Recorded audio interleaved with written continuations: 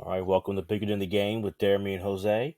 I'm Jeremy Dove, and I'm joined by the man, the myth, the legend, the man with all the power and too sweet to be sour, Mr. Yep. Jose Ruiz. What's going on, man? What's going on, Jeremy? How you doing, man? I'm doing great. I'm doing great, man. I can't complain. I can't complain. Coming off our last episode with broadcasting legend Yeah. Merrill Reese. Well, how can I be down? You tell me, man. Like that was fun though. That was fun to have. Obviously, a Hall of Famer. Join the podcast and just a Philly legend. We grew up on Merle, so Yeah. that was pretty cool. But this episode, I'm excited for this episode. I know we've been talking about this for a little bit, but I'll let you let us know what it is. No, it's cool, and I'll say this real quick because we're from Philly, but we talk to everybody, so it's just Hmm. cool when wherever you're from, if you have that voice of your team and getting Right. able to chat it up with them and have a conversation is really cool. So that was a real, no matter what anyone says, like that was a cool experience to be able to do with someone you listen to your whole life. But with this episode, Jose, it's interesting because we're recording this the night of the home run derby. So for baseball, we're at the midway point, the Midsummer Classic. It's the All Star break, and there's been a lot of memorable moments in All Star game history throughout. I think of Pete Rose, his great play at his running over good old Ray in the 1970 All Star Great game. play. I don't know what great, but Great play. Charlie Hustle, baby. I think about Bo Jackson and that home run right. in the '89 All Star game. But to me, the most memorable All Star game, as far as just what the Midsummer Classic is all about, was that '99 All Star game. And it was awesome because it was at Fenway Park. I think there couldn't have been a better ballpark, even over Yankee Stadium. Yeah. No, Fenway's looks like this is old school and just it Yeah. looks great. And it was special because you had the All Century team out there, and they saved the best for last, the greatest hitter of all time. They bring out Ted Williams, and people who don't know, we should, the history that Ted had with Boston and that city and the fans, and for him to get that ovation. And I'll never forget, all the all century guys, the current all stars, all surrounding Ted at that cart, and the PA announcer having to tell the players, please go back to the dugouts to start the game.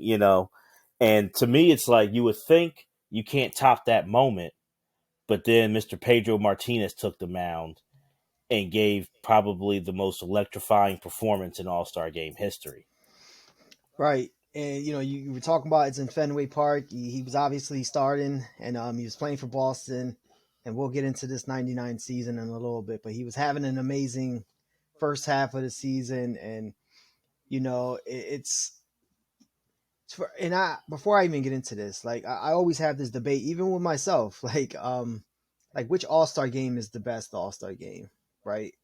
The Pro Bowl used to be fun to watch, but now it's like flag football pretty much. And you know, um, NHL All Star game, it's like it's the same thing. It's like no defense played, and everybody are scoring 10 goals apiece, and now they're like breaking it up into divisions, and that's like a cool idea, kind of something new, but still, it's still a lot of work to be done there.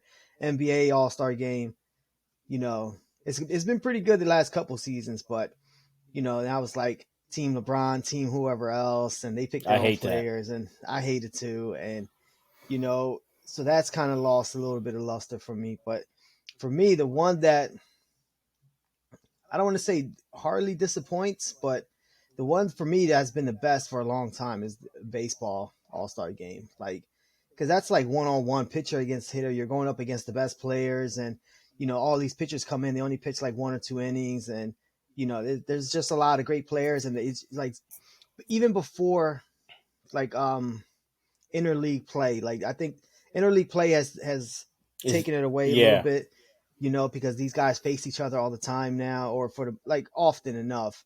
But before interleague, man, when they were hardly facing each other, when you got Griffey going up against Maddox, like that never happened. You know what I mean? Like it was just really fun to watch. So, I don't know about you how you feel about the All Star game, Jeremy, but like which if you had to rank them, which one would you say is the best For one? the actual game, it's baseball.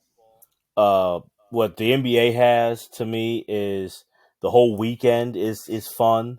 That's they got that on lock. Yeah, the Yeah. whole weekend from the Friday night to everything Saturday, and then But don't I mean Sunday's fun. baseball got the home run derby, like, they got it tonight, tomorrow's the game. I think that's The home that's run up there derby too. isn't as special as it used to be for me, honestly. It doesn't have the luster. I mean, obviously that goes with steroids and the home run ball is Right. different. But Right. I mean, back in the day, home run derby was huge. I went to the home run derby when the All Star game came to Philadelphia back in '96, and it was amazing. So your boy Barry Bonds won it that year. So Yeah, then McGuire hit a moonshot yeah, that year. He yeah, played for the A's, you're right? He right, hit a correct, monster shot. Yeah. correct. So but baseball is my favorite, and I want to know what you think about this one. I like that in baseball, which you don't see, I don't anywhere else, that every team has to have a representative. I like that. It's in a way, to an extent, because some guys don't belong there. But I guess like I do like that you're if you're a fan of your team, you're going to watch somebody play. You know what I mean? Like I just you're going to see one of your guys. I do I like that part. I like, especially growing up in Philly. The Phillies are one of the worst teams in sports history, let alone baseball. But you at least knew you would see some glimpse there of whoever. You know what I mean? Like coming out, and if they're a reliever, pitcher, whatever, they you were going to see one of your guys play. And also, to me, I like it. I hear you on that argument that maybe someone doesn't, but a lot of times it's a popularity thing. And if baseball to me, it's still now with how technology is, it's always been a very regionalized game. So especially back then, but even now, a lot of times you're not paying attention. If that team stinks and they're across the country and you don't really care, you don't really. Let's be real. Even if you guys be a true baseball junkie, and that's different to me than any other sport where like it's just so regionalized that I like that. Like because a lot of times if you're out in the West Coast, you're not following the Pirates. You don't know who's been good on that team, and a lot of times those Yeah, and vice guys, versa. Yeah, yeah, a lot of times the team may stink, but you have a player who's having a really good year, but the fans aren't going to care or look and right. focus on that guy. So, I will say I always like that about the All Star game as well.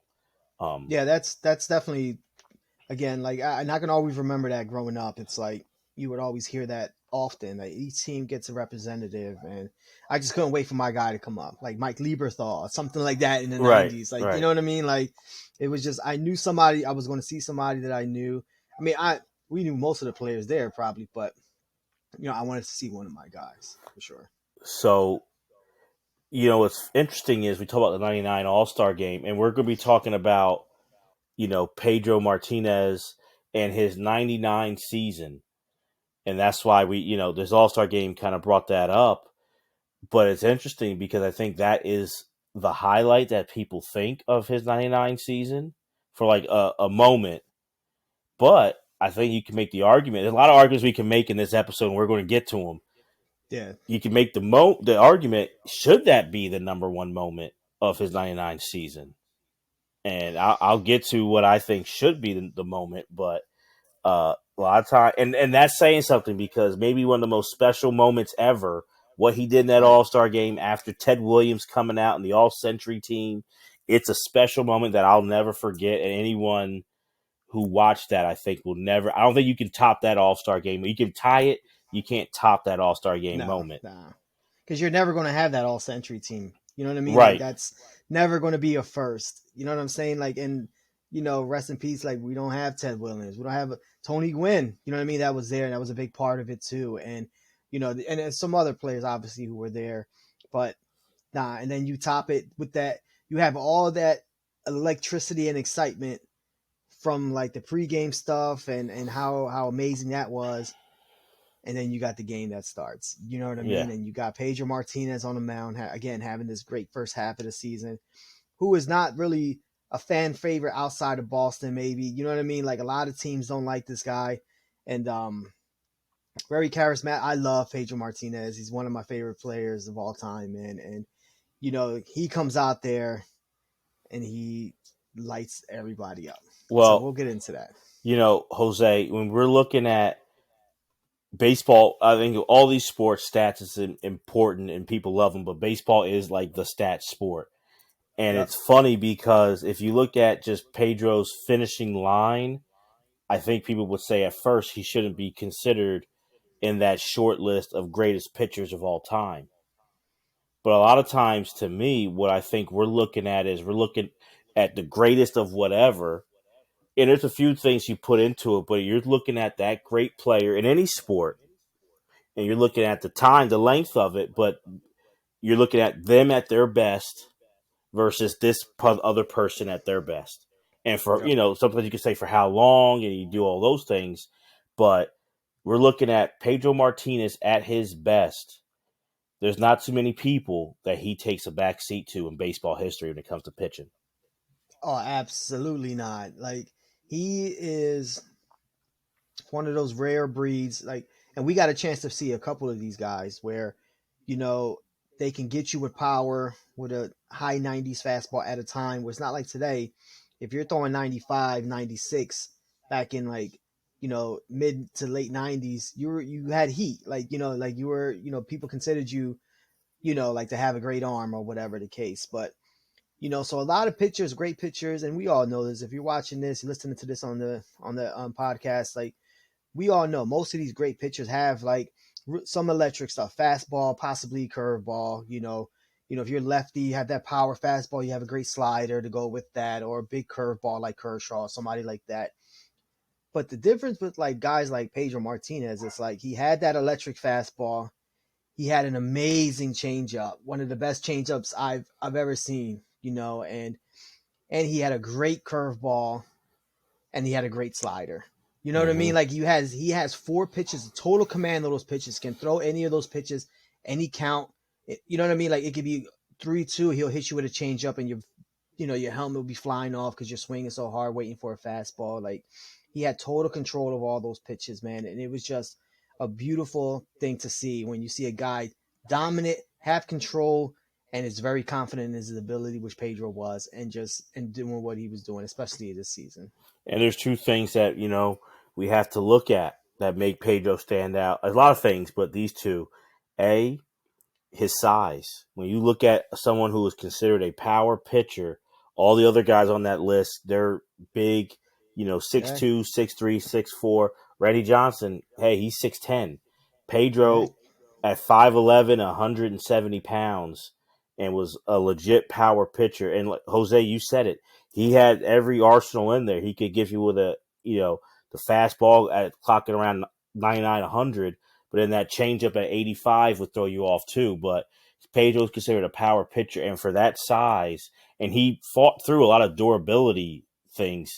And to me, it's amazing how long he did play and how deep he would pitch into the seasons at being at what he was throwing, the amount of innings that he was pitching in a Yep. year, and the wear and tear, and that he did play for as long and play as deep as he did is amazing to me. And also, we have to talk at the steroid era when numbers were going through the roof. Everyone, even the other great pitchers of the era, their stats, kind of were still great, but represented what the steroid era was. Pedro pitching in the high-powered AL with the DH. Now there's a DH in the NL now, Yeah. but that's But not new. back then. So the AL was the run-scoring league, and he's playing in these hitter friendly parks, like Fenway, going down to Camden Yards, going Yankee down Stadium. Yankee Stadium. So doing what he did with all these things stacked against him is truly amazing. Yeah, I think the average ERA in the American League at that time was like 5. I know in 99 it was 5.02. That was the average ERA in the American League. And then if you want to look at, the difference on what he was doing, he finished with a 2.07 ERA that season, which is again like it's a great season anytime you have it. Anytime you have a season like that, ending the season with an ERA that low. But if you consider what we're talking about in what era, where Nobody else was really doing this. Maybe Greg Maddux in the National League, Randy Johnson was doing this, Clemens. Clemens was doing this, but even Clemens, like it's like we kind of know why he was doing that. You know what Yeah, I mean? Like I'm not. And hey, maybe Pedro was juicing. I don't know. I don't think so I though. don't You know think what I so. mean? Like I don't think so at all. You know what I mean? And I just think this was all like God given talent, and because he almost didn't break the majors because what you talked about of like being so small and stuff like that, and it was because of his brother Ramon. Hmm. Martinez that people started looking at Pedro as well. So it's that size thing. He had to really battle that early on in his career, and I think it was what like '95 when he finally like Yeah. broke out and had that really good season with Montreal. That people were like, all right, like this dude's legit. But no, I agree, man. We got to look at the era. We'll give you some more stats because again, baseball is all about stats, and we definitely have some. And but again, the average ERA in the American League in 1999 was 5.02, and his was 3 runs under that. That should say it all, but it doesn't. It doesn't. There's so much more. Yeah, What I'll say this though, like before we, I know later on, depending, it could be now or later, we're going to get into the actual stats. But a lot of times, and you've heard us when we talk baseball on this show, the battle of, old school watching eyes, and the typical stats versus sabermetrics and the new analytics. And to right. me, a lot of times when you're looking at individual players, they kind of clash when you're talking about the greatness of a player. The people who saw somebody and they're going by the eye test versus the analytics, and it's like a clash. Pedro's one of those few guys where I think it goes hand in hand. The people who are Yeah, going by just watching and the old school way of evaluating a great player will put him high, and those who are about the sabermetrics and the analytics, that makes him even greater in their minds. that boosts. Yeah, he'll go past that. Yeah, And that doesn't really happen. In my opinion, I don't see that happening a lot. Where I feel like there's a clash right. with great players often. Pedro kind of fits that mold, and he goes hand in hand where the sabermetrics only enhance his greatness and only makes him look better. Right. And yeah, there's a couple of stats in there that and again, we're going to get into that, but they just blow your mind. And I agree with you, Jeremy. A lot of times you'll get folks like guys like us. I consider us old school, right? We're doing a sports history podcast, and we're big on like the eye test and just how great what this player was against great teams, and postseason, all that stuff gets added into that. And a lot of times these analytical fans, whatever, like they'll try to rip that apart with all types of stats. And again, like these seasons that Pedro had, again, we're talking about '99, but we're going to get into a little bit of 2000. But he has a great stretch here that we'll talk about towards the end of the episode that shows how it just wasn't like a fluke, and it wasn't like you know uh, a one hit wonder type of guy that's coming in and next he's throwing his arm out and that's it, like so yeah. But the analytics and sabermetrics, you can really dig into this season even more, and the more you dig into it, the more amazing it is. Well, we look at 99. He's 23-4. Like you said, 2.07 ERA, 313 strikeouts, and he wins the baseball triple crown. Was that And alone? talk if you don't know what the Triple Crown is, Jeremy, why don't explain that a little bit? Well, that's where there's Triple Crown, which is not horse racing, which is Yeah, it's not. impressive too. Don't get me wrong, I love watching those races, but for baseball, there's the hitting Triple Crown, where you can lead in home runs, RBI, average, and then there's the pitching Triple Crown where you're leading in wins, strikeouts, ERA, and Right. very few have gotten that. And if you look at the list of people who have won, we'll stick to just, because of Pedro, the pitching ERA is a lot of the guys who are on that short list of they're, Right. going for the GOAT, Yeah. greatest pitchers of all Yeah. time. And that's where Pedro did in 99. Um, I look at a guy, you can maybe say he could have been there, but like Doc Gooden in 85 got it. And he was on his way to that, but we know, what happened to him. If you haven't heard our 86 Mets episode, check the archives. Check them. So we know that, Santana, who was nice for a while, but he's not on that list. But you're Yep. looking at a Clemens, a Randy Johnson, Kovacs, Lefty Gomez, Walter Johnson, Grover Cleveland Alexander. These are like guys Yeah. who built the game, Right. and And even Pedro like, did it. yeah, sorry, I was just gonna say, like, once you start getting into like the Walter Johnsons, like some of those guys, like, yeah, they did what they did, and my hats off to them. Like, they were great players in their era, and I'm not like the type of fan that, you know, it- this guy was better than this guy because he played when it was plumbers or whatever, like people like to say nowadays. And they played against who they played against, and they were great players. But for me, like, I'm going to elevate Pedro over some of these guys just because, again, like when he was playing, you know what I mean? Like this again, we're looking at the steroid era where numbers were through the roof. We'll get into, I wanted to mention this later on. Later on in the season in the playoffs, they played the Indians who scored over 1,000 runs. Like, you know what I'm saying? Like it was nuts, that offense that they had. But this is the stuff that he's going up against and putting up these numbers, man. It's just, it's incredible when you look at it. I like that shot you took at JJ Redick with the whole plumbers thing. Always getting Yeah. that shot on the dookie. You Yeah, can't. hell yeah, hell yeah. By the way, he was wrong for saying that too. People, by the way, that was Yeah, he was wrong. he Yep. was wrong. And shout out to Bob Cousy on a side note. Because if But anything, JJ Redick will be a plumber today. Like, you know what I mean? Like, if we want to really get into that, but so, not today. yeah, or also, people, there's a lot more metrics in the game, but then with the athletes, what they had to go through back then, and the struggles of like there were no.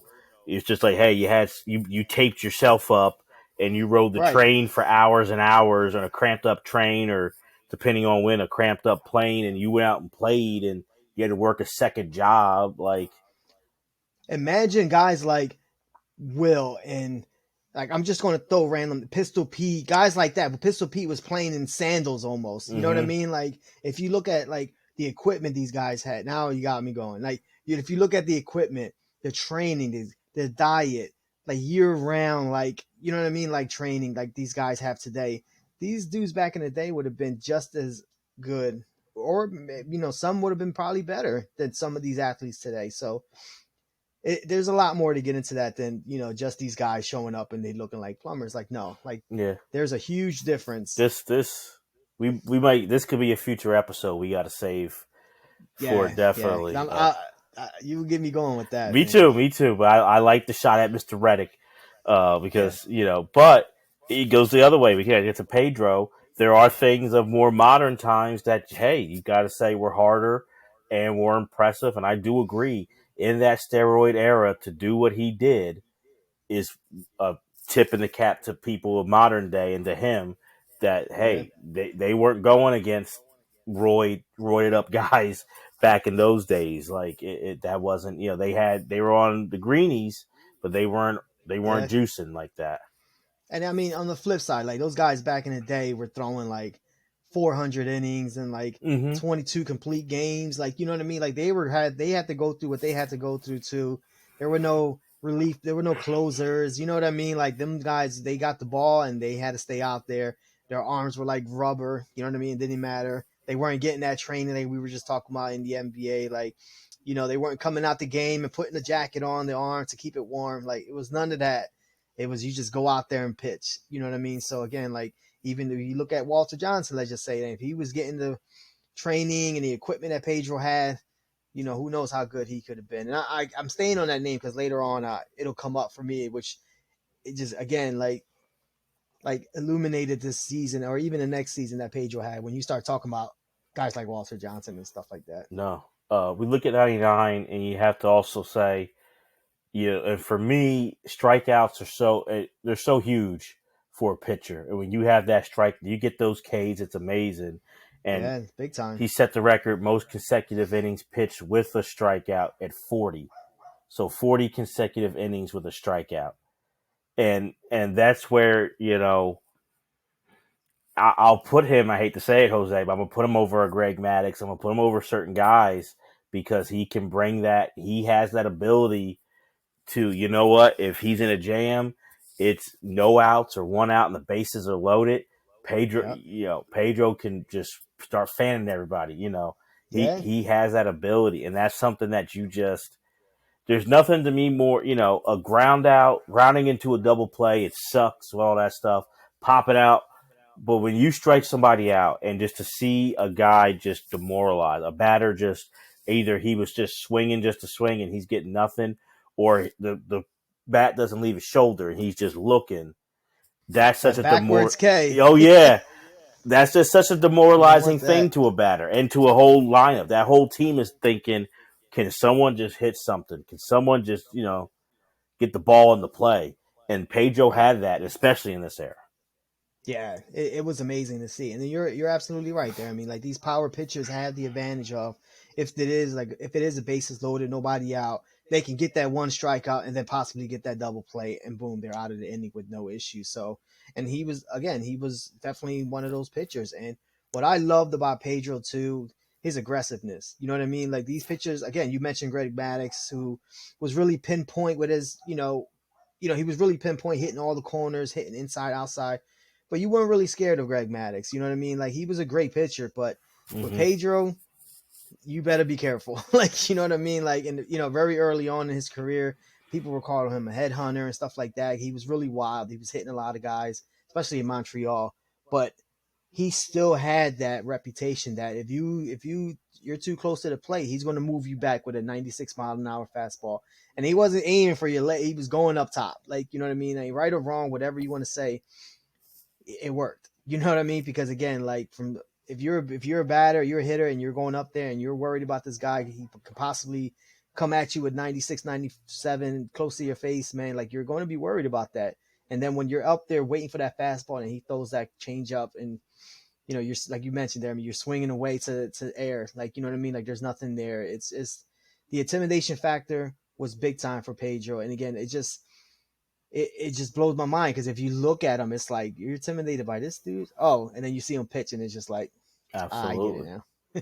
Now, before we get into the actual like those amazing, sabermetrics, I wanted to ask you this question. It can apply to the Triple Crown in pitching or in hitting, but do you think that all these newer statistics that have come out, and it feels like they're coming out with new ones more and more, Right, every year almost. is it going to take away from the Triple Crown, you think? Not for, I guess, people like us who know new school but have the old school, but do you think as time goes on, the Triple Crown may lose a luster because now you have these other stats? So, okay, so we'll keep it to pitching. You led it in wins, ERA, and strikeouts, but you didn't have, you were third in WHIP or fifth in this one. Like, do you think that will happen, or that the Triple Crown will always have that special place?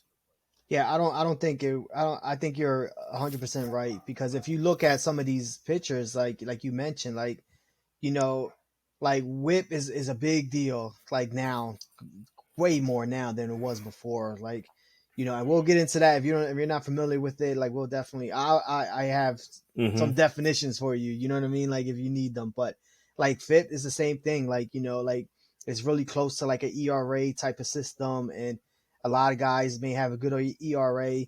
I mean, if you have a good ERA, you're probably going to have a pretty good FIP as well. Like, so it's like but some people look at that more than ERA sometimes. You know what I mean? Like, and that's where you get me. I'm just like, I can't do that. Like, you know what I mean? I respect the stats, and I'm a big stat guy. Like, if you listen to the show before, you already know. But especially with baseball, it can really dive deep, man, and you can lose yourself in those stats.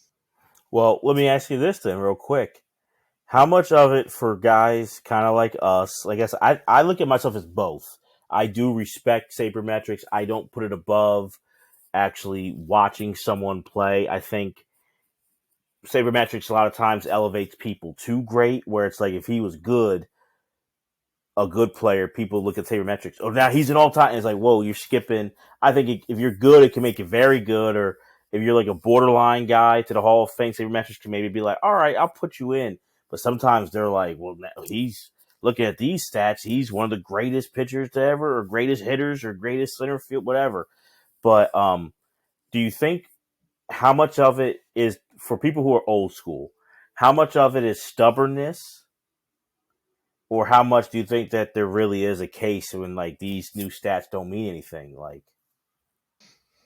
Yeah, I mean, I think it's not to give you like a corny answer, but I think it's a little bit of both. I think it's more stubbornness because I fell into that for sure, and I think we probably talked about this when we did our episode. I can't remember. I think it was the off the 30 for 30, the long gone summer, whichever mm-hmm. one that was. I Check think we the talked about it archives. there.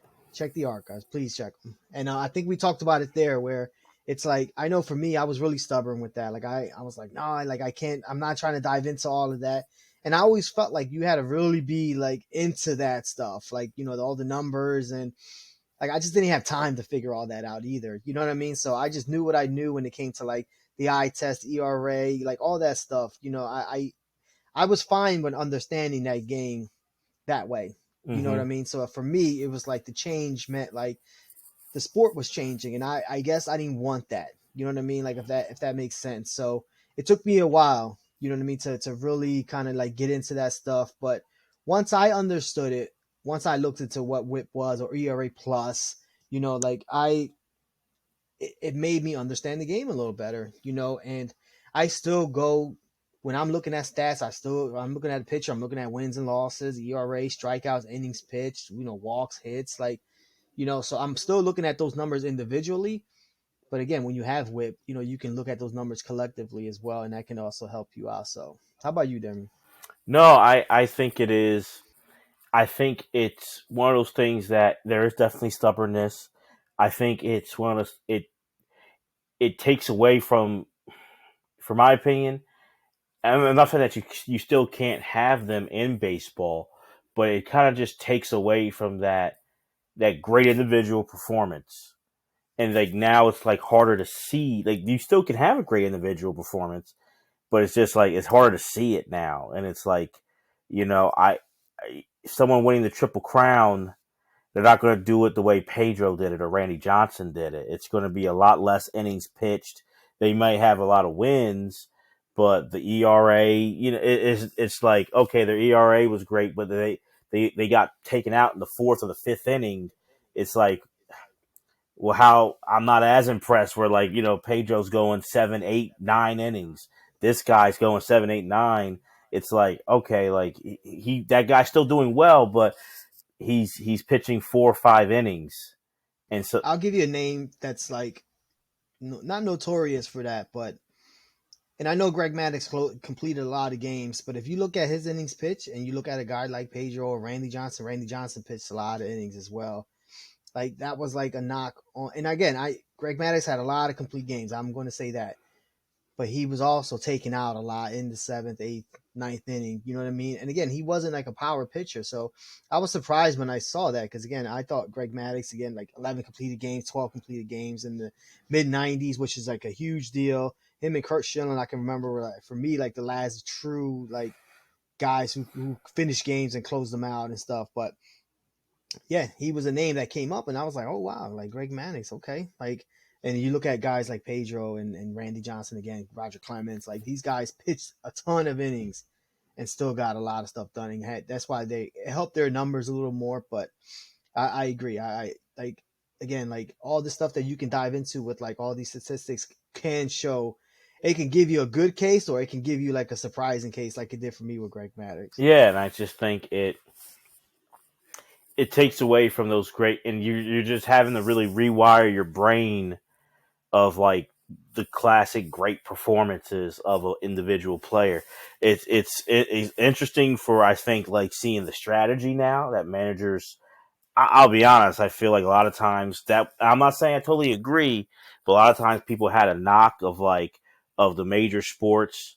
And I know we're getting a little side, but like of the major sports, like a manager did the least amount compared to like in football, basketball, or hockey. And I feel like now, like managers are having to manage more. It's a game of strategy all around more. And so I do like seeing that. Um, I like that pitchers maybe can be preserved more, players can be preserved. Like, so there are some things I do like about it, but it's just very different. And it really comes down to it's harder for me to see sometimes the individual greatness.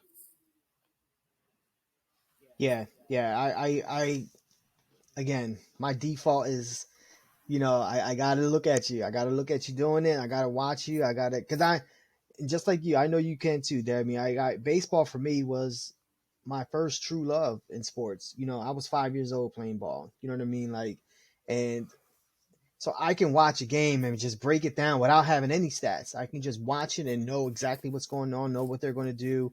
You know, um, just by looking at the game. And again, like with these statistics, I just feel like that's being taken away. And I just feel like people are just looking at that and go, "Oh, this dude had a shitty season." And no, like he had a really good season. You know what I mean? Like you're just looking way too far into some other stuff that you don't have to do that. So So, I'm with you on that. so let's when we look at Pedro 99 season, and now I will say this: he's coming off 97. He's in the National League in Montreal, winning the Cy Young. Yep.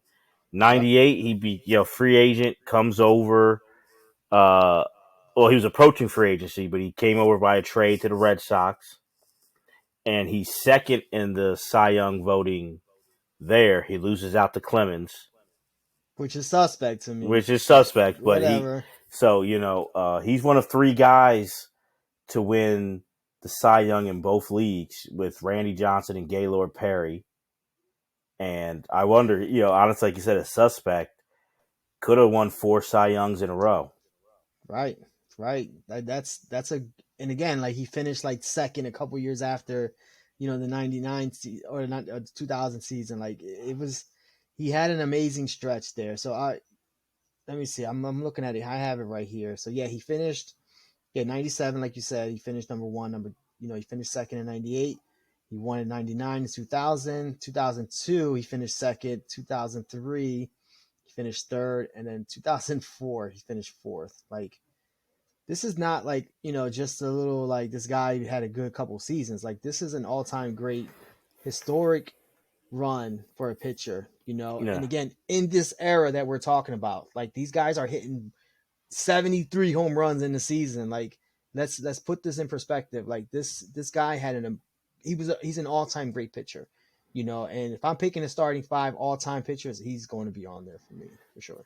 So we went over 99 that, 23 and 4, 2.07, 313 Ks, pitching in 213 innings. We went over that. Jose, let's go break it down for us.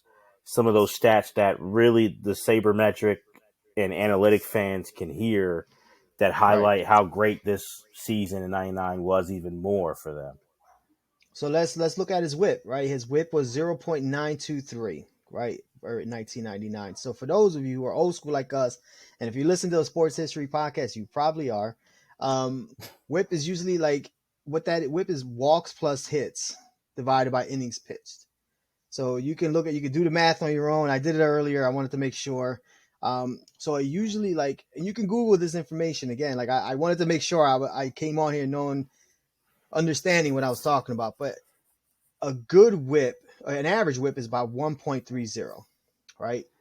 If you're under 1.10, that's a really good whip, right? Well, that's a good whip. Like you're having a really good season.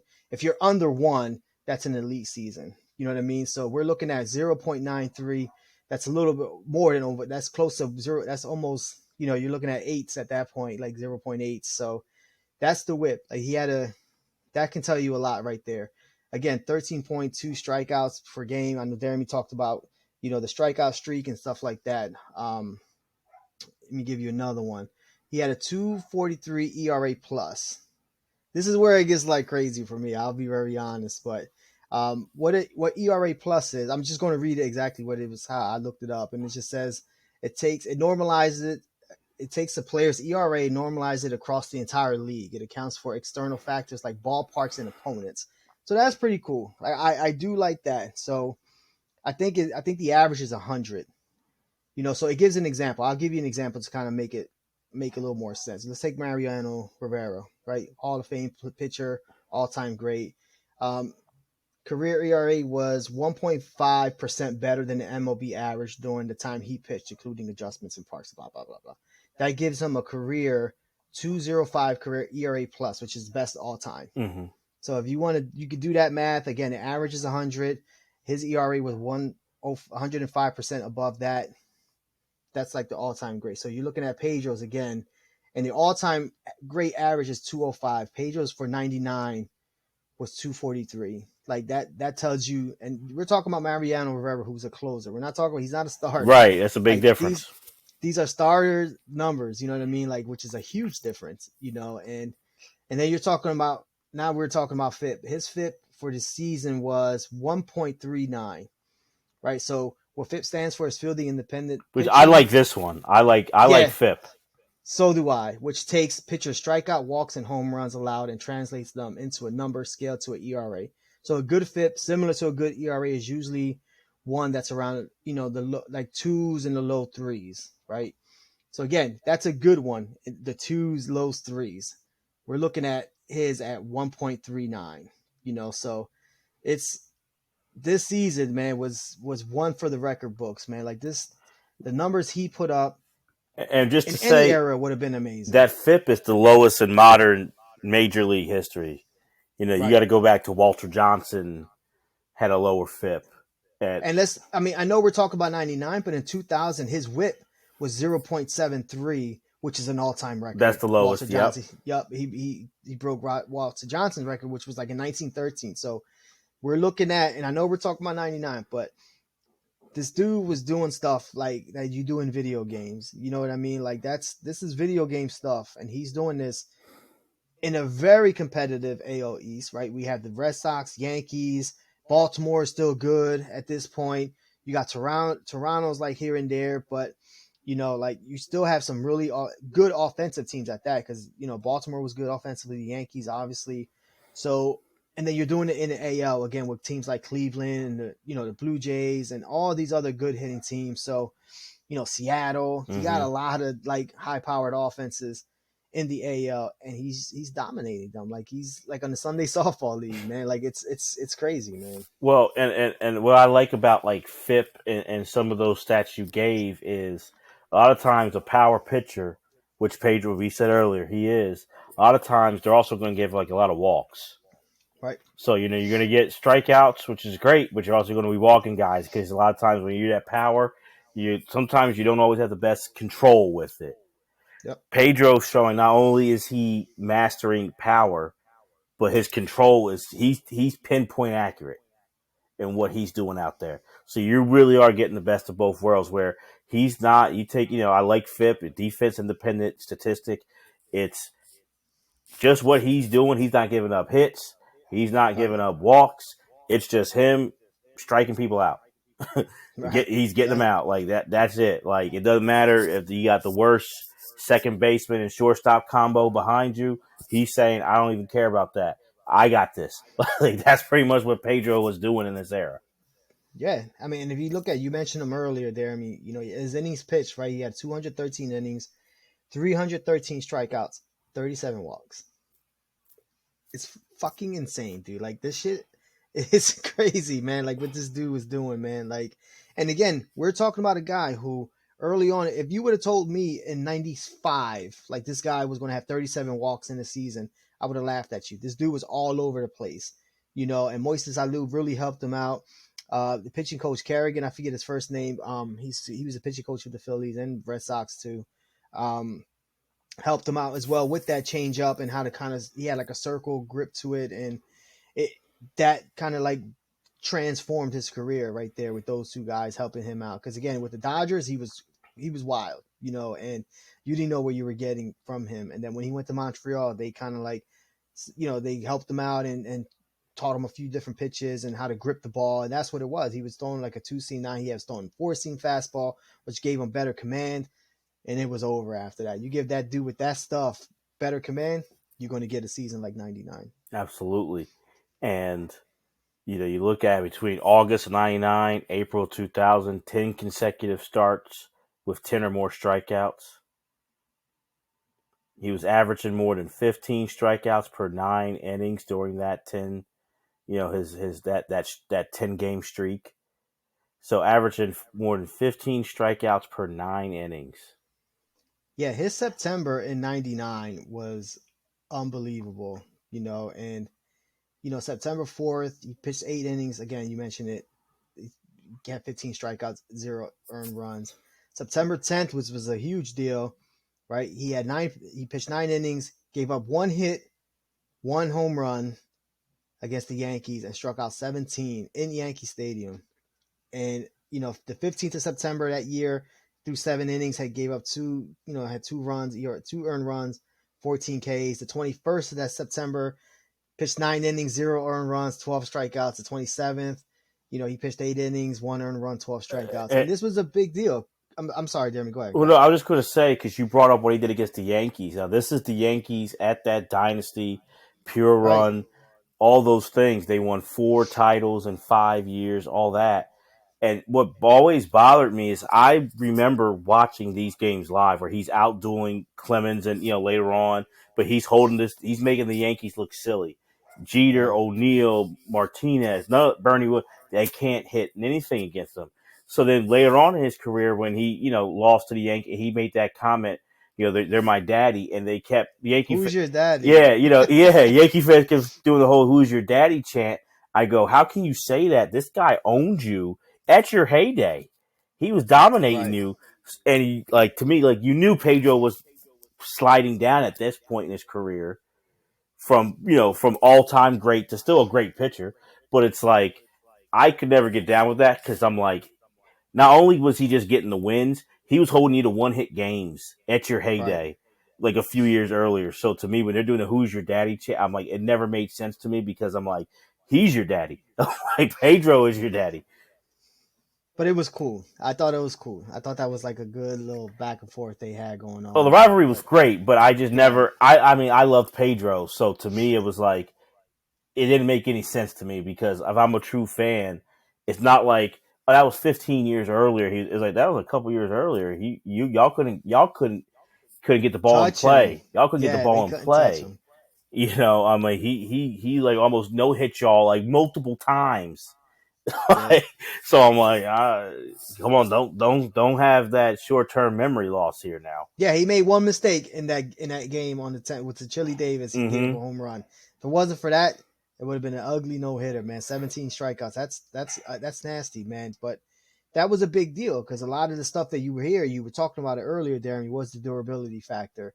Is this guy, with his size and the way he pitches the ball, is he going to constantly keep running, like run out of fumes at the end of the season? And this was the year where he kind of was like, he was showing them a little different because I believe like I think '98 and '97, even though he had great seasons, He would you flame know out. he would flame out. Yeah, his ERA was like over 3.5 in September. Like this was the season. I think his was like it was under one. Obviously, if you look at those numbers, but yeah, he had he had an amazing run from '99 from the start. Again, we're going to get into the All Star game in midseason, and then Yeah. he had an amazing end of the season too. Well, let's look at the All Star game right now Let's because do it. it I think you're already feeling that nervousness because you are. I don't care what anyone says. You're the pitcher who's opening that, and if you're those first three batters, because you're getting up there to start off the game, there's gonna be those nerves. Yeah, But let's be honest, the All Star game, this was special. It was the All Century team, which I'll give MLB then hyped the hell out of it, and rightfully so. So it was a yeah, lot of hype, and for guys who love sports history, a lot of debate of like who's on it, who should is Pete Rose going to be on it, should he be? It was a lot of fun at that time. So you go into it where like everyone wanted to see about the All Century team, and then you bring out Ted Williams, and for everybody, Pedro said he got an autograph from Ted Williams. He got to meet yeah. you know the All Century team guys and all those things. So it's just fascinating, like to be able to come down from all that excitement, all that buzz. There's a lot. People are crying in the stands, um, and then you're looking at who he's facing to start it off. Yeah, Hall of Famer Barry Larkin. 10-time All Star, a guy who's extremely difficult to strike out. You know what I mean? Always had contact. I think his highest strikeout in a season, I believe it was less than 70. Yeah, So this dude put the ball in play. he was a great leadoff guy. That's why he's leading off the All Star game. But right away, and also like when you have a pregame like that, and you talking to all these amazing players, and you know that's got to get you going. You know what I mean? Like if you're a great today, So I think that gave Pedro a little extra juice, and he came out throwing. And as you can see, he's barely taking time. Like here, he's rubbing the ball a little bit, but he was catching the ball. Let's go. Catching the ball. Let's go. And I He think was that's where reared it up. can go. You're right. I think it helped him, Jose, but it could easily have gone the other way because Oh you're yeah, right. He's just going. So at this point, he's 15-3 going into the game, the All Star game. But it could have gone the other way, and I would understand it because I'm looking at like it's hard to come down from what you just yeah. saw and the whole world watching you. But like you're right, like Barry Larkin in the Hall of Fame for a reason and great defensive player, but like you said, was going to get the ball, not a strikeout guy, and Pedro fandom, and you got Larry Walker who's in the Hall of Fame, and some people take shots at Larry because he played at good old Coors in Colorado, but Larry Walker's a great hitter. You gotta give him He was a credit. great hitter. He was a great hitter before he went to to Colorado. Those last seasons in Montreal. He was an all star. So Yeah, he was a great hitter, and we'll get into his numbers this season when he comes up the bat. But you're looking at that National League lineup. It's not as stacked as the American League lineup, but you got two guys in the middle there who were hitting the ball out of the ballpark, and Sosa and McGuire in record numbers at this time. And, we all know what they did and what happened there. But if you put those two guys there, you got Larry Walker hitting in front of them. Like it's got Jeff Bagwell hitting behind those guys. Like it's still like formidable, like you know what I mean, like lineup. And there he goes that changeup right there. And after facing like four straight fastballs of over 96 miles an hour, how can you lay off an 85-mile-an-hour changeup? A nigga's the lineup right here, yeah. Larkin, Walker, Sosa, McGuire. You got Matt Williams, and then you get Bagwell. You know that. Piazza, yeah. That's who he was facing, and with the Royds, you're taking out Sosa, McGuire for the Hall of Fame. But you look at Larkin Hall of Famer, Walker Hall of Famer, Jeff Bagwell in the Hall of Fame. Which uh, he Let's. should be in that conversation with the Royds, like I think so So too. I I think so mean, too. but if Um. you look at his American League lineup, look at those players, man. Oh, it's totally. Yeah, it's not even fair. Yeah, The AL was just yeah, better at this point. You know. yeah. Oh yeah, yeah, for sure. Yeah. Yeah, Again, the we got AL was better. so you got Larry Walker here already taking one strike. So this is ugly. Boom, 98, strike two, and they can't even put his stats up fast enough, man. This guy's hitting 382, Leading the majors 25 at the home runs, time.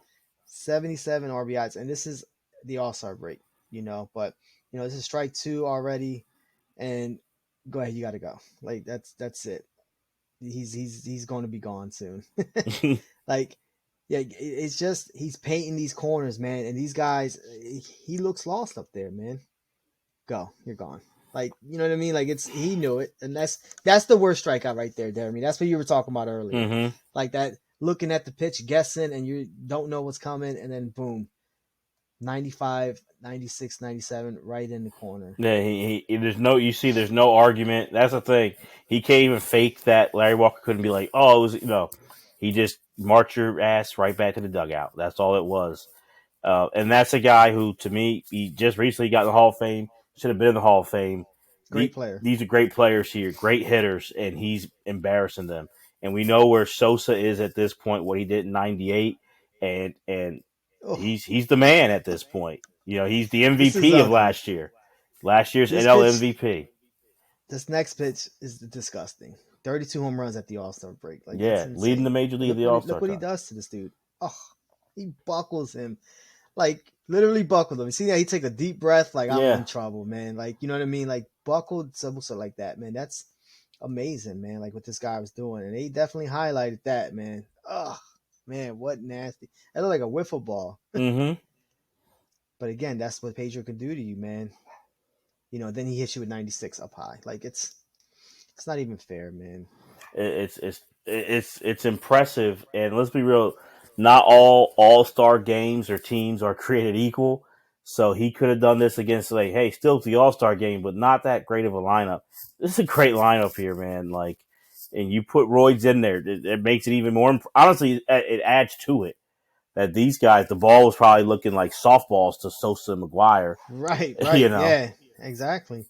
And then he doesn't face like you can look at the lineup. You got Jay Bell at the end. Like, all right, like you can say he doesn't face these guys. He's facing the heart of the lineup, Mm-hmm. and their best players gone. And get set, 96. retire in the side. So you strike out Larkin, Hall of Famer, Larry Walker, Hall of Famer, Sammy Sosa, one of the all-time leading home run, over 600 career home runs, and you make all those guys look silly.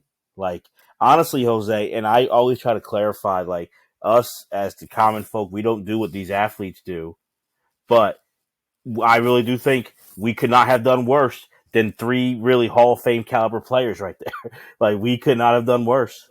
And he's blowing them away. Like he just blew away Mark McGuire there. You know what I mean? Like he had him 1 and 2 and just went straight fastball right down the middle, and McGuire cannot keep up with it, man. And that's just again like the power that he had back behind that fastball. And remember, that's after McGuire tore the house down the night before at the home run Right, derby when he, just crushing it. He was just in the zone. McGuire was, Sosa and McGuire were the guys at right. this point. So Matt Williams comes and messes everything up and took Robbie another. Alomar Yeah, and Robbie butchers bobbled it. it. It's And I all right. love Robbie, but come on now. Yeah, it was all right. This, ruining it for Pedro. Yeah, but it gave us one more batter for Pedro. That's what all that did. And a guy who, yeah, Jeff Bagwell. I have issues with Jeff. I have issues with Bagwell. I really do. What are the issues, man? You might as well bring them up. You can't I say something like that. Well, I don't know. I just really, I obviously the steroids, but then I just feel like, to me, Bagwell was good. Yeah, I look really, at this dude. He looks like a fullback, he man. really Like, does. come on, man. Like, and none of Just, that matters. That was a ball, but he gave him to him.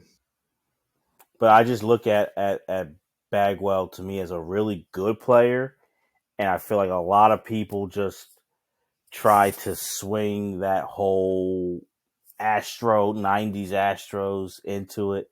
And I like Craig Biggio, but they got all this like sympathy later on, and a lot of people, to me, are, Bagwell has some numbers, but watching Bagwell every day, I never put him on, comparing Jeff Bagwell to Frank Thomas. I never saw that. I never saw Yeah, Bagwell I being, not even close. Not even his MVP season. I was like, no, no. like I'm good. I just never could see a Bagwell being that guy, and that's with, to me, later on saying that the Roy comparison, and I'm just like, well, how did he get in? He's not Right, sullied by that. And I know Mike Piazza has that too, where it's like he's in there, but it didn't stop him. But right. I And on the just never was big on Bagwell. Buck with Bagwell there too. Like this is on the side note. I used to love those those uniforms right there. I love them. Those were good. That's a good hat, I good hate those jersey. Astros jerseys. I really do. I What? hate them. Great color scheme. Oh, I see. Debate. I was always in the minority on that because I knew people who would buy that hat from like lids and it's the Astro, and I'm like, what a waste. Like, I was like, I don't want that. You could give me that hat, I wouldn't wear it. I'd be like, I never liked it. I played on the team. We were the Astros. We all had like the fitted hats. That was like good hats. Navy blue, man. That was nice, Ugh, man. I think those they You like looked. those Tide jerseys? That's what it was. Whose jerseys? Those Astros Tide colored I looking. do not like. I like them better than these, though. I'll rather wear that Tide than these current the '90s Astros. They were, especially their Oh, he's road trying to jerseys. kick people off. I see. I don't see that. That's where again we're check the archives, man. We don't agree on a lot of jerseys. Mm-mm, mm-mm. But these are where you're going to see some great players here. Boom, strikeout, Pudge, Robbie, bam. Getting out Doesn't Matt get any better Williams. than that, man. Doesn't get any Yeah, better than that. Puerto Rico stand up. but this is a great moment in MLB history. A great moment for Pedro. You know, facing With six Pudge. batters Uh, and you strike out five. and Yeah, three of I'm them gonna are in watch the Hall of highlights. Fame. Right, and you smoke them. You don't Hmm. just strike them out. You smoke them, man. You embarrass them, and that's why I love the MLB All Star, man, because you get that. You get these matchups like this, and you get a chance to see Pedro against, like, again, Mark McGwire, who at the time was, Big Mac and king of the home runs, and made him look stupid. Then you get the flip side of that, where sometimes you get those great pitchers and you get these great hitters, and the dudes hits a bomb. You know what I mean? Like, it's just so much fun to watch that individual matchup. It's just that's why I love that baseball All Star game. But Jose, what I think is that is always the highlight that people show of '99, and I understand why, but it shouldn't be. Nah, We I got agree. I know where you're going with this, but to me, you got to go to why I say Pedro, because hey, the Triple Crown, the Cy Young, MVP, those are regular season awards, and to me, that's where it should stay, regular season. But for anyone wondering where Pedro stacks, my man did it in the playoffs and did it hurt and banged up and did it even more dominant and against a great teams, great yeah, offensive teams, and was pretty much what you saw in the All Star game clip. He was doing that in the divisional series. It's a great offensive Indian team. Half those great guys, team. half Yeah, those guys are on the juice, and we're just getting all these things. And yeah, against the dynasty, the next round against the Yankees, that's what no one to me talks about anymore when it comes to '99 and honestly Pedro's greatness is you know 4 shutout innings. The Red Sox are up 2-0 in that seat that opener, and he winds up being hurt. yeah. He got hurt in game one, hurt his back or something like Mm-hmm. that, and and that was, again, we're talking about the durability factor, and this is where biggest part of the season, right? You're in the playoffs, and now your ace is hurt. So then again, you're going up. Your ace is hurt against probably one of the best offensive teams of all time in those Cleveland Indians. And we talked about Robbie Alomar, like, Jim Tomei. Like, we can keep going and going and Manny. going with these names. Manny, right? You got two All Star starters. You know what I mean? Like, Manny and Robbie were starting in that game. So you're going up against that team, right? And then now you have no Pedro. So what's going to happen now, right? So you talked about, I think it was it game three that he came in? Was it, or game five? Game Mm-hmm. five, right? He comes in, and then, the Indians are doing what the Indians do. They have like 5 runs in 2 innings, but Boston was also scoring a lot of runs as well. So they kept the game kind of close at like 8-8, and then I'll let you go ahead and It's finish eight to telling your eight story. after 3 innings, and then all of a sudden you see him just like it's that people talk about, and he did. Kirk Gibson had that Roy Hobbs moment in the Yeah, '88 World Series, and he did, he did. but it was he had one at bat.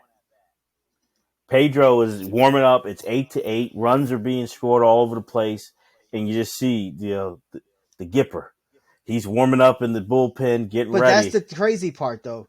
Nobody saw this coming. You know what I No, mean? Like, it was just it was just so cool. Like, it was like really eerie. Like, you can see him, and you see, like, there's a camera back there, but the camera's like dark. You know what I mean? Like, there's not great lighting there, and you just see Pedro come out and shaking up a little bit, grabbing the rosin bag, and it's getting ready to warm up. And the announcer's like, "Oh, we see Pedro in the bullpen warming up," and like, you're like, "What? Pedro coming in this game?" Yes, he does. and the guy is banged up. He's hurting, and he's not able, Jose, to throw his fastball or changeup against this team. So what's he do? He gives you 6 no-hit innings. He no hits in the deciding game of the divisional series against, like you said, an all-time offensive team. Pedro banged up, comes out there and pretty much wills his team to victory. No hit in the playoffs. Yeah, it wasn't like he cut, like, stopped the bleeding a little bit. Like, no, he shut him down. Like, it was game over. Here, I'm Pedro Martinez. This game's done. Like, you know what I mean? Like, I remember watching this game, and I was just like, holy shit! Like, this dude. I knew he was an all time. Like, I knew he was great at this point. I don't want to say all time great, but I knew he was great at this point. This put him next level up. You know what I mean? Like, it was just Well, an impressive You performance. know, the thing that I can compare it to was something that happened a few years earlier, but it still wasn't. It wasn't as mysterious. I think like it was kind of telegraphed a little bit, but it was still awesome. I think of the '95 Division Series Yankees Mariners and that Game Five. You know, where Lou Piniella then brings out the big unit, Randy Johnson, and the Kingdom goes crazy. But you kind of knew Lou had done that, and Yeah, Lou was going to do that, and they were home. Where in this game, Pedro and Boston's on the road, but it had that feeling where Randy kind of walks out the bullpen. It's like John Wayne, taking the mound, but it's like the wild thing. yeah, Yeah, it was just like Randy had that walk, just 6'10" coming down. But Pedro's a foot shorter, but Pedro, that's what it kind of felt. It was like, like he's even banged up. You still were like, like there was a mystique, and that's something that it's like great players have, but there's something about a great pitcher in baseball. It's different. I think of like you think of like shutdown corners in football, where like, he takes away the side. yeah, it's over. It's You like, yeah, know, going into the week, it's like if you got him in fantasy, you're not starting him. Like, you know what I yeah. mean? Like, it's one of those things. Like, But with baseball, when you have that great ace, that great pitcher, when it's just like, and your team's facing them, regular season or playoff, it's just like, and in the playoff time, you're pretty much chalking those games up as L's. Well, we know Pedro's going to win one game for him, so all right, whatever game right, he's going to win that one, and then can we win around? And they couldn't, despite the fact that he wasn't. He probably would have gotten at least game 3 or game 4 if he was healthy. He didn't start this game, but coming in, and he didn't just do a little relief. Randy Johnson came in for a few innings. right. Yeah, I think he had 2 or 3, and I'm going off the dome here in that '95 divisional. Yeah, I think it was three at most. Yeah, 6 no-hit innings to wrap up the series. Yeah, it's all time stuff. You know what I mean? Like, and if you're pitching for like an organization in a city like Boston, like stuff like that, just you don't forget that stuff. You know what I mean? Like, and if I was a Boston Red Sox fan, man, like that's a game like that means like that much to me. Now they didn't win the World Series. I know later on they do, but still like what he did and he put that team on his back because again, their pitchers were getting rocked. Like you know what I mean? Like they were getting rocked, and he comes in and not only like stops the bleeding, but he just shuts them down, man. Like it was just it's all time great, like an all time great performance. That again, what we do here, people don't talk about this performance a lot. They go into all these other, they go into the All Star game, they go into Don Zimmer stuff. Like this stuff right here is the stuff of legend, and that's why I know I feel about him. You do too, Jeremy. It's like this dude is an all time great pitcher. And he winds up the Red Sox faced the Yankees, who wound up being the eventual champs in the ALCS. He outduels, and he dueled Roger Clemens a lot in those Yankee Red Sox wars. He outduels Clemens, pitched 7 shutout innings. The Red Sox win that game. That's the Yankees' only loss of that whole '99 postseason Which was is to crazy. Pedro Martinez. And they Yeah. say, "Who's your daddy, huh?" Well, he said it first, so that's I get it. Like, but he should have never said that shit. Like, he He was he just shouldn't have frustrated, said man. it, but to me, the fans still had nothing Yeah, to hold on that. Like you're right, he shouldn't have said it. It was a moment of just being candid on camera, and it was a great quote, and there's a lot of play great out of quote. it. I Yeah, get it, but to me, if I'm a true Yankee, that's even back then. I'm not a Yankee fan, but being so close in proximity, I always heard a lot of Yankee talk radio, and I'm just like, how do you guys forget that this guy is like this, like '99? He's yeah, dominant. Like you have a long way to go to flip this narrative to be his daddy because he owned you. I mean, you're in the dynasty era. The one guy you knew who was beating that Yankee team was Pedro Martinez. right. And they knew it too. Mm-hmm. And but that's how great he was. And again, this isn't like the Boston of like 5 or 6 years later when they're like super loaded and they're getting all free agents. Like this is this Boston team was good, but you had a young man and you don't have David Ortiz yet. Like, you know what I mean? Like all this stuff is coming. And it's pretty much like Pedro and Nomar, you know what I mean? At one point, Nomar Garcia Parra and that was pretty much That was it. it. Like, you know what I mean? That was pretty much it. And he was, again, he won 23 games. I think the Red Sox won 84 games that season.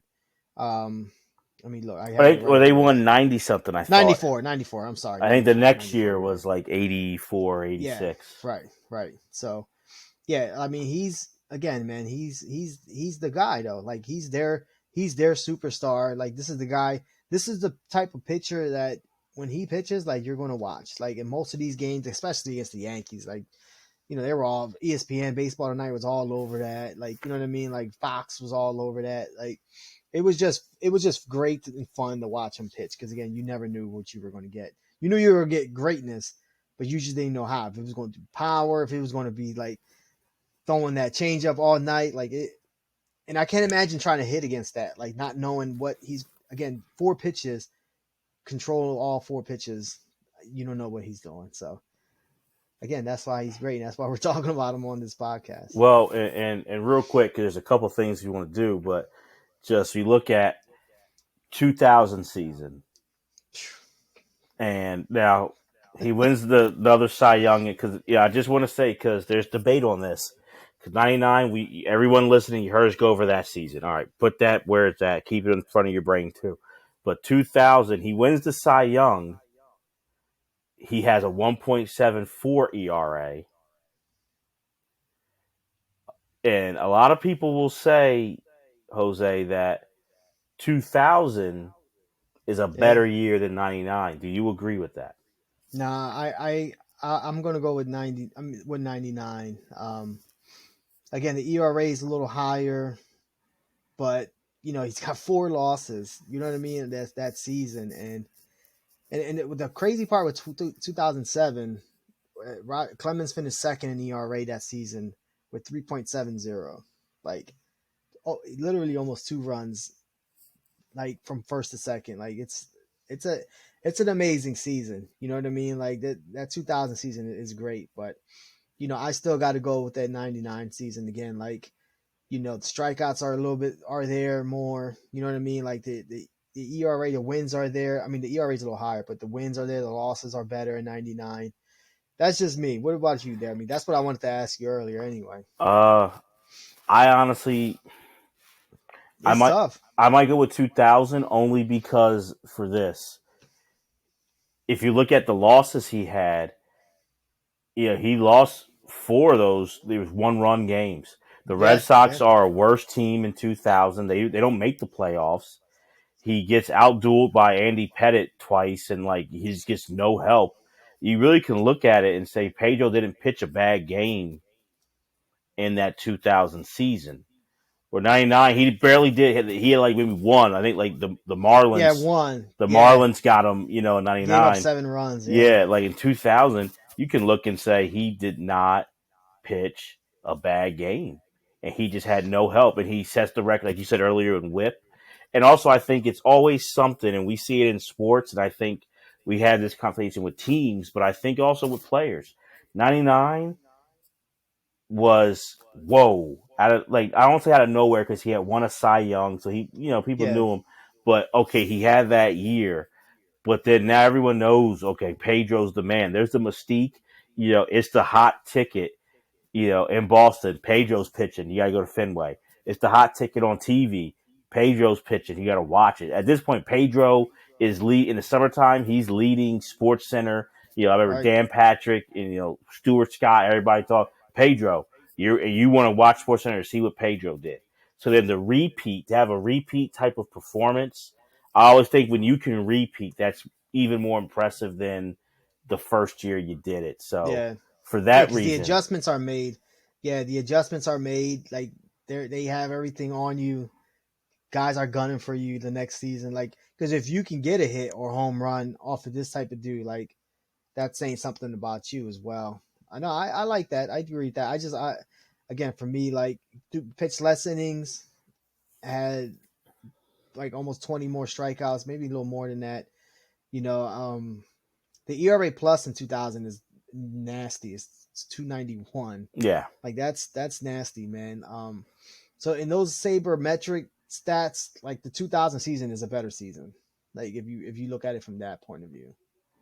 I just think because, and this with the next kind of topic, I look at, are you getting that run support? Do you have a team around you that's helping, or is it really you? And the Sox took a dip in 2000, and honestly, you look at it, he rose up. With his team going down, he kind of is like he knew he had to play even better than he did the year before, which was a triple crown year. So, I mean, I love both years. They're, to me, you're having two of the top 10 pitching seasons ever, and Yeah, both of them, they're both would make my top 10 list of baseball's best pitching seasons. So, I mean, you got to give it to the man. But by this little much, the little slim, I'll give it's 2000. tough. Yeah, yeah. It's it's a good argument. It's a good debate. A lot of people kind of fall where you're at with the 2000 season. Again, like that 99 season. I mean, they're both amazing seasons. Like those are two all time great seasons for any pitcher, let alone the same pitcher having that back to back years. And it's again, you talked about 97. He wins that Cy Young, and 98 he finished second to a guy who was juicing. You know what I mean? Like so. So, let's compare this season, or let's compare 99 if you want to throw in 2000, Jose, whatever. But let's compare this to some of the other pitchers' all time great seasons and see, Right. is 99 or 2000, whatever one you want to use, is that the number one season in your mine opinion? In my opinion, immediately I'm going to say not. It's not number one, but it can be number two, like for sure. But Do we'll you get have a into that. slam dunk one? I have 100% a slam dunk one. You should too. I'm We all wondering. should. I'm We all wondering should. if we have the same one. I'm going to take Bob Gibson's '68 season. That's not That's the mine. number one. That's mine. That's mine. No rap. No bottom line. Like we can look at numbers and all that. 22-9, 1.12 ERA, which is the lowest of all time. 304 innings pitched, 368 strikeouts, 13 shutouts, Cy Young, and MVP. Come on, man. Like pitches drags that Cardinals team. When you talk about like help and run support and all that, he had none of that. Yeah, You know what only I only mean? Kurt Flood was batting over 300 in that lineup. Right. They had no 20 home run guys. Like it's he drags that team to Game 7 of the World Series, Yeah, loses to another all time great season, and Denny McClain. But even in that series, like the first game I think he shut Detroit out. The second game, I think he threw a 1 run complete game or whatever. and they finally got him in Game 7. But Got him in Game 7. Yeah, no, he's yeah, that's a that's tough one, man. Like to get over that. You know what I mean? Like he's in my top three. He's he got to high, be. and that's I don't knock the number one if you give it to him. What I got to give it to is Steve Carlton, All 72. right, and that's a good argument, and that you're not going to get an argument here, but well, you're going to get a little bit of argument, Because but I I look can't at put that over that when Bob Gibson's 27 here. and But go 10, ahead. 27 and 10, 1.97 ERA, 346 innings pitched. He has 310 Ks, 30 complete games, 8 shutouts, It's win the Cy crazy. Young. He's a Triple Crown winner that year himself. Yep. The He won 27 games. I'll say this: the Phillies won 59 games Yeah, for that's the the whole stat year. right there. That's the stat right there. That from like That's puts why this I give it to season. him. Without Yeah, this Steve season. Carlton, this is probably over the 62 Mets, over the 88 Yeah, Orioles. That's the worst team in baseball history. You can make a case it's still one of the top it 5 or might be. 10 worst Oh, baseball teams. it's a top five all Yeah. time worst teams. And so Yeah, it's the hands down number one without. So to do that with that historically bad team, and you lead the league in wins, ERA, games started, complete games, inning pitched, let them in hits allowed, let them in strikeouts, let them in strikeout to walk ratio, all with nothing behind you. I mean, nothing behind you. I think Lefty is not talked about enough as far as a nope. great pitcher. Um, a guy who for a long time was neck and neck with Nolan Ryan as like the strikeout dominant guys in the game, you know. Uh, and I also just feel like this season, I one thing I'll say, Bob Gibson's 68 is not overlooked, and it shouldn't be, and I'm glad it's not. It's not though. It's not. Yeah. People talk about Gibson, and they talk about Gibson in 68. I really feel like outside of some old school people in Philly, no one mentions nearly enough what Steve Carlton did in 72. Yeah, he had 27 wins, but 30 complete games. You know what I mean? Like, so that tells you there was a couple other games in there where he would have had a better team. He would have had more wins. Yeah, he's winning 30 games. It was a slightly better, a decent team. He's doing what Denny McClain did in 68. Right, right. That's a great season. I'm not arguing that, but I just can't put that over Gibson's season. But I hear you. It's a really good argument. Like I'm not calling you crazy when I say I just that. think Gibson, and rightfully so. I'm glad you brought it up. We talked about he that was not one of those great banner years for the Cardinals who were having great success in Yeah, that time. right. That wasn't that kind of year. So Gibson did lead them to win the pennant. Like so, that's why I will never knock anyone calling that number one, and that's in my top three. And it's up there to me. Honestly, I look at that, and I got to look at Koufax in '66. Yeah, You know, that's another one. Yep. just Because we talked about like one hit wonders, and I know Denny McClain had some issues. You know what I mean? Like some issues that he had to deal with. You know what I'm saying? hmm Like, and that kind of derailed his career. Him winning over 30 games. You know what I mean? That 68 season. So he went 31-6. But that Koufax one is another all time great one. So I'll let you talk about that because you brought that one up. But that's a good one too. he went down. Honestly, he had 317 strikeouts in that year, down from 382. Yeah, He wound up going 27-9. He had a 1.73 ERA, 27 complete games, Cy Young winner, second in MVP. You know, honestly, in his the last dance, we had the last dance with Michael and all that '98. This was the last dance for him because after this, he retires, and one of the great what ifs. We got a little yeah, bit that 3-year run of who maybe the guy we're talking about, Pedro, can kind of compete. Could be like someone to close to compete with it, but maybe the best 3-year run of a pitcher in history. Maybe one of the right, you could put it up there. One of the best 3-year runs of an athlete yeah, in sports history, and this was completing it. And he's doing all this where his arm is really just falling apart, and it's to the point where he can barely lift it, and he's yeah, just willing his team to get there. And he says afterwards, he couldn't lift his arm to comb his hair, and that yeah, was really a wrap for Sandy. So all the pain, and these pitchers, especially back then, they're feeling it, but we know especially where Sandy's pain was, and that's why hey, you could say he went down from to 317 from 382,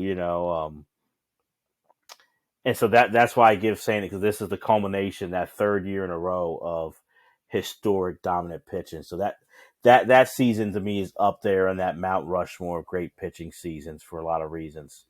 Um, yeah. you No, know, that it is an all time great season, and that also added to like that lore of Sandy Koufax, and that's why like real old school players, I mean, fans, that's their guy. Like you know what I mean? Like that's the one they talk about, and I agree. I feel like that's the big reason why is because again, like we got denied to watch like a obviously Hall of Fame great career, but it's definitely a shame. But there's a lot of lefties on this list that we're talking about, and well, I am a y- lefty, so I had to put that out there too. I didn't know that. I didn't know Yeah, that. yeah. So that's why you have that terrible handwriting. It makes sense now. Well, no, But I'm ambidextrous. I write neat with my right, but all oh wow, sports are left-handed. So I throw really? football lefty. golf, bat, lefty, yeah, shoot lefty. Okay, I didn't know that. I didn't know that. One thing we learned today. Mm-hmm. Jeremy Doves for Sandy Koufax. Gotta love for the lefties. Yeah, but another one I'll bring up, and I know somebody that you're a big fan of is, Randy Johnson, that '02 season, where he went 24-5, had a 2.32 ERA, 260 innings pitched, 334 Ks, almost 12 strikeouts per 9 innings. Won the Cy Young Award. This is the Arizona Diamondback season, and like people argue this may not be his best season, but this is one of the best, one of his best seasons for sure. Like I think it's Triple probably his Crown best winner. season. Triple Crown winner, exactly. So, that's another, and his strikeouts, those 334 were like seventh best, in the live ball era. So it's another great season. But again, those lefties can do that to you, man. And not to like hype you up, but you have that lefty with a great fastball, man, and a nasty curve or slider, and teams are gonna have a lot of trouble trying to deal with that. And if you look at a lot of these pitchers, man, you talked about Steve Carlton, Koufax, Randy Johnson, like all left-handed pitchers, man, they're going to give you a lot of trouble. So another great pitching performance, another great season, No, Randy Johnson. from the '90s to current day, Pedro and Randy Johnson are my one and two for starting pitching. They're I maybe probably would take the unit one. It's debatable. It's hard. I don't know. But like those are the two guys from. If I go from 1990 to present day, I'm looking at those two as my guys as the best starting pitchers I've seen. I got to argue with you a little bit there, man, but I'm putting Pedro there for sure. I'm going to bump Greg Maddux up there over Randy Johnson, and Wow, we've God had this Almighty! debate we've had this debate before, so Ugh, I don't want to get into this you again, but please, Randy. Oh man, over the yeah, I'm unit. taking. Yep. I don't know. I just think in '01 when the Diamondbacks won the World Series, if that's a Schilling Maddox combo, not Schilling Randy Johnson, do they do that? Do they go that far? Do they beat the Yankees with Schilling and Greg Maddox? Maybe. See, I think definitely not. Um, they definitely don't win that series, and I just think you look at what Randy just did. You're not to what Pedro did in '99 against the Indians, what Randy did in '95 in the ALDS against the Yankees.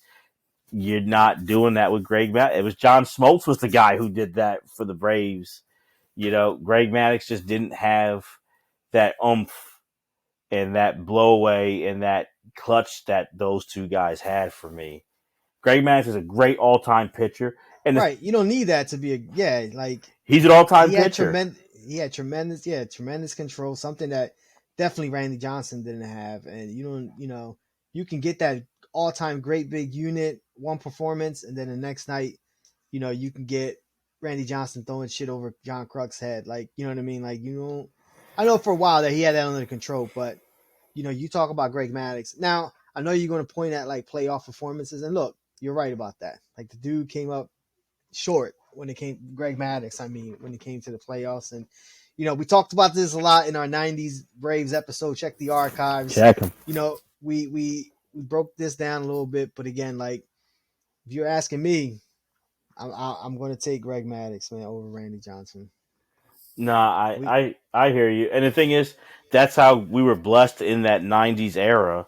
right, That the four of them, I'm gonna put in Clemens. Still, he came in the '80s, but he's a big part of the '90s. Dominated the '90s, great. Clemens, Maddox, Unit, and Pedro, and that's leaving off a Glavin and a Smoltz and Schilling, other great pitchers.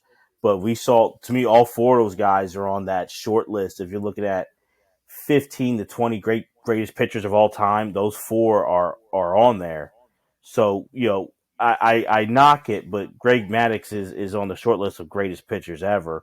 I just think in his era he played with three other guys who are also three of the greatest pitchers ever, and he's fourth, but he's still a top 10, 15 pitcher in the history of the game, in my opinion. So I say this for everyone. I'm not here to knock Greg Maddux. I may sound like I am, but overall, I can't knock him. He's an all time great pitcher for Very, sure. very similar stats, him and Randy Johnson, like career, like all time career, like wise, and it's very interesting conversation. This is not the only place where we've had like where this debate has been had. A lot of people always these are the two guys that they kind of like go against each other, and very very similar careers. Greg Maddux played 23 seasons. Randy Johnson played 22. ERA Greg Maddux 3.16. Randy Johnson 3.29. Uh, All time record Greg Maddux 355 wins, 227 losses. Randy Johnson 303 and 166. But he's got that World Series. You know what I mean? Greg Maddux got the World Series as well. But I mean, I think Randy Johnson, like playoff performance, you're going to go with Randy Johnson. But Maddux 4 Cy Youngs, Randy Johnson 5. It's a really good comparison and a And really good also Greg conversation. in the National League, um, and Yep, had you're right. a lot of help. Was protected with those great Braves teams. So, which it took a lot of Randy was the guy, and especially in Seattle, in Arizona, he did have Schilling as another great starter, but a lot of time, it was Randy Johnson was that guy, and he was, he honestly did a lot of the stuff. Hell, that '95 ALDS, he needed back surgery and was coming out there and dominating. So I can understand the argument. But in all seriousness, I'll go with Randy. But in all seriousness, I don't know if I've seen a guy's peak better in pitching than Pedro Martinez, and I Right. don't know if I We ever both go with will. Pedro for sure. Yeah, Yeah, that's no argument there. Pedro was that first pitcher for me that I was like, if he lost, I was shocked that he lost. Like, how did he Right. lose in this time frame? That's how dominant he was. And he was and I think it's funny because you see him, he's on MLB Network or TNT and TBS now, and it's great. So he's out there, but sometimes I'm looking, I'm like, this friendly, funny guy Yeah. was a pit Yeah. bull. He was a bulldog out there, and I don't know. I think because we look at like Nolan Ryan or Sandy or Grover, Cleveland, Alexander, and Lefty Grove and all these guys, Walter Johnson. We got to see a guy just like that at his peak Right. because his peak is right up there with all those guys. It doesn't take a back seat. I'll tell you that. No. And the one of my favorite things in baseball is like, you can sit there watch TV and you flip it through channels and you see a baseball game come on and you see Barry Bonds set to the plate and you go, "Oh, hold on, I gotta watch this real quick." You know what I mean? Like, or Sosa McGuire in this era, you got to stop and watch it. You know what I mean? Like, you got to watch, see what they do. For me, there wasn't too many pitchers that did that for me. Randy Johnson was one of them, though. I will say that, and Pedro Martinez was definitely one of them. Where it's like I'm flipping through channels and I see Boston's playing on ESPN. I'm like, I wonder who's pitching for Boston. Oh, it's Pedro. Let me watch this inning real quick. Like, you know what I mean? Like, because it was must watch TV. And, in baseball, you don't really get a lot of that, especially from pitching. But Pedro definitely had that. You get that a lot in pitching when it comes to like, like bullpen guys, closers. Like, you may Mm-hmm. get that. But for starting pitching to make you want to watch a full game like that, like, that's something special, man. And definitely Pedro Martinez was that. He was in a all time amazing, great player.